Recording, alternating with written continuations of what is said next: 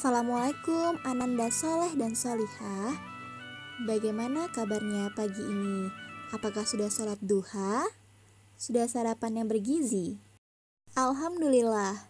Nah, seperti biasa, sebelum kita belajar, marilah kita berdoa agar Ananda semua diberi kemudahan oleh Allah Subhanahu wa Ta'ala untuk memahami materi hari ini.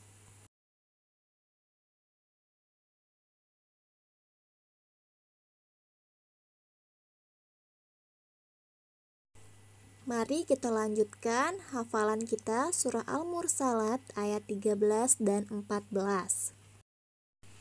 Bismillahirrahmanirrahim.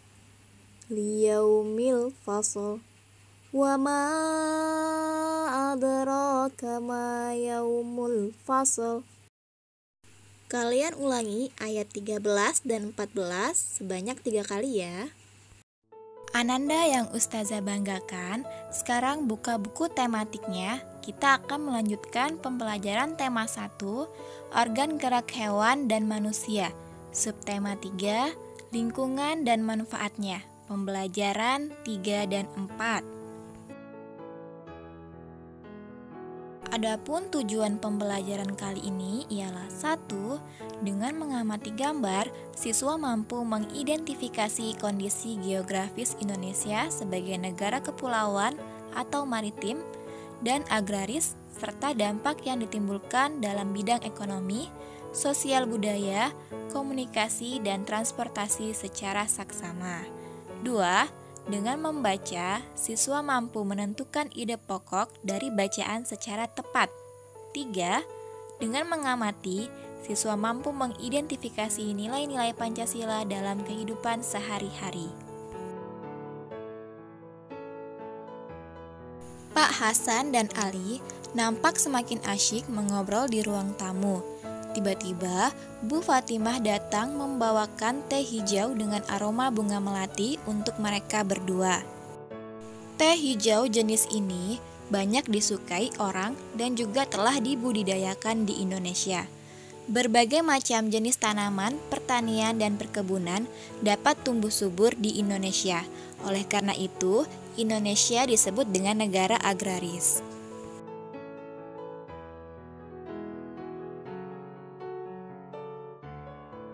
Masih ingatkah kalian dengan peta ini? Nah, sekarang coba kalian perhatikan kembali peta ini. Dilihat dari peta bahwa Indonesia adalah negara yang terdiri dari pulau dan perairan. Sehingga Indonesia mendapatkan julukan negara maritim dan negara agraris. Masih ingatkah kalian apa itu negara agraris dan apa itu negara maritim? Ya, tepat sekali.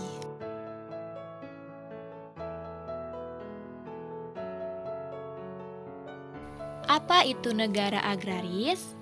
Nah, untuk menambah wawasan kalian, ayo membaca bacaan pada halaman 69-70 yang berjudul Potensi Indonesia sebagai Negara Agraris.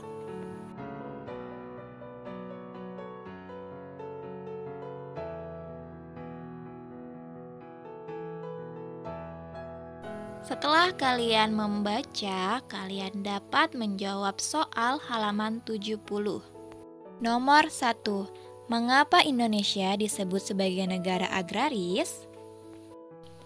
Kita jawab, karena Indonesia memiliki kekayaan sumber daya alam yang melimpah. Nomor 2, mengapa sektor pertanian penting bagi perekonomian Indonesia?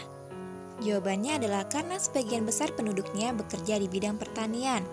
Nomor 3, apakah letak geografis mempengaruhi potensi pertanian yang dimiliki oleh Indonesia? Mengapa demikian? Iya, karena Indonesia terletak di garis khatulistiwa, sehingga memiliki lahan subur yang merupakan modal penting untuk memajukan sektor pertanian. 4. Sebutkan contoh produk pertanian yang dihasilkan di Indonesia. Tuh ya, bisa dilihat jawabannya nomor 4. 5. Sebutkan minimal 3 pekerjaan yang berkaitan dengan pemanfaatan sumber daya agraris di Indonesia. Petani sayur, petani buah, pemetik teh. dan lain-lain ya. Setelah kalian mengetahui jawabannya, kalian tulis jawaban tersebut di buku kalian masing-masing.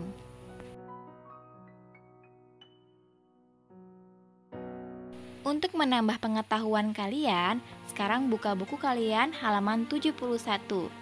Saatnya ayo membaca bacaan perkembangan masyarakat agraris di Indonesia. Setelah itu, kalian temukan ide pokoknya. Nah, kalian sudah mengetahui mengapa Indonesia disebut negara agraris.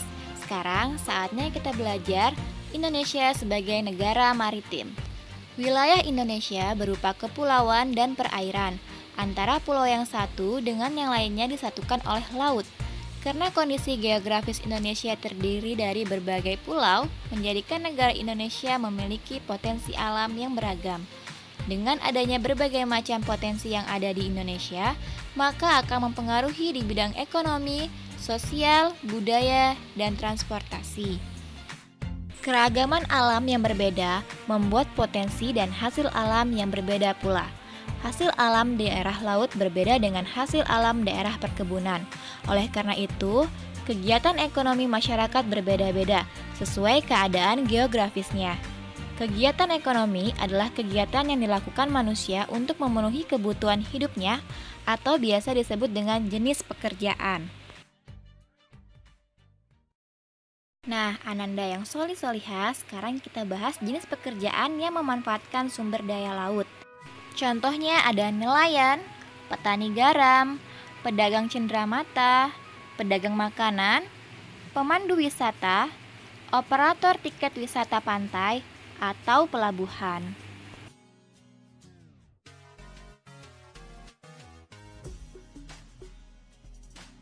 Pengaruh kondisi geografis Indonesia terhadap kebudayaan masyarakat.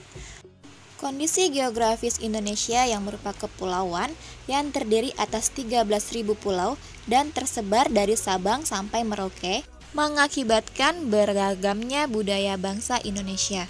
Masing-masing daerah ataupun pulau memiliki budayanya masing-masing yang berbeda antar pulau lain. Contoh keragaman itu berupa suku, bahasa, dan agama. Nah, ini adalah salah satu contoh dari keberagaman, yaitu keberagaman rumah adat di Indonesia. Silahkan diperhatikan gambar tersebut. Setelah kalian amati, kalian bisa mengerjakan ayo berlatih di halaman 75 dengan cara menjodohkan nama-nama rumah adat dengan daerah asalnya.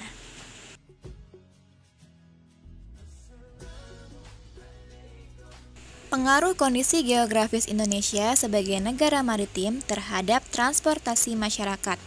Indonesia terdiri dari pulau-pulau dan perairan. Hal ini berpengaruh terhadap transportasi yang digunakan masyarakat untuk berkunjung ke pulau-pulau yang ada di Indonesia. Alat transportasi yang tersedia bisa melalui jalur udara dan jalur laut. Jalur udara kita bisa menggunakan pesawat udara, sedangkan jalur laut kita bisa menggunakan kapal laut. Kapal laut berlabuh di pelabuhan. Nah, sekarang saatnya kita mengenal nama-nama pelabuhan yang ada di Indonesia.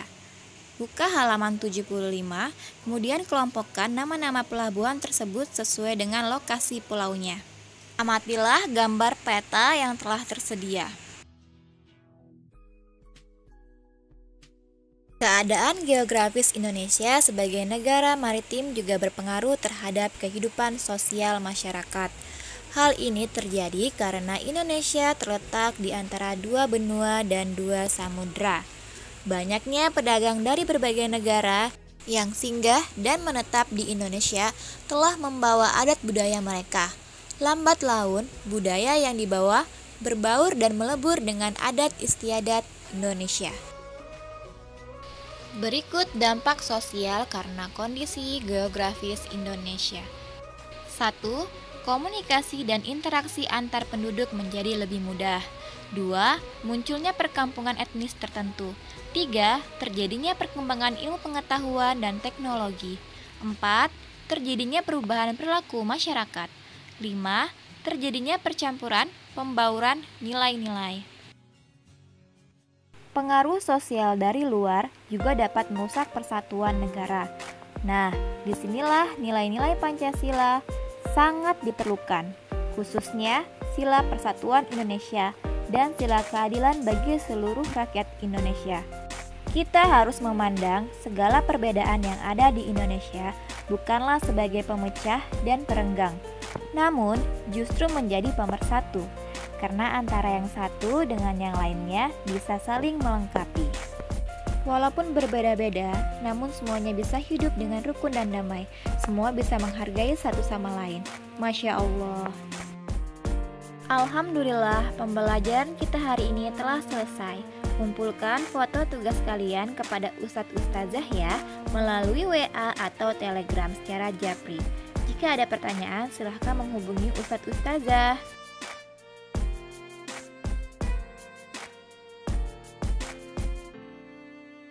Karena wabah corona masih melanda negara kita, maka biasakan cuci tangan, jaga jarak, memakai masker, makan makanan bergizi, dan stay at home.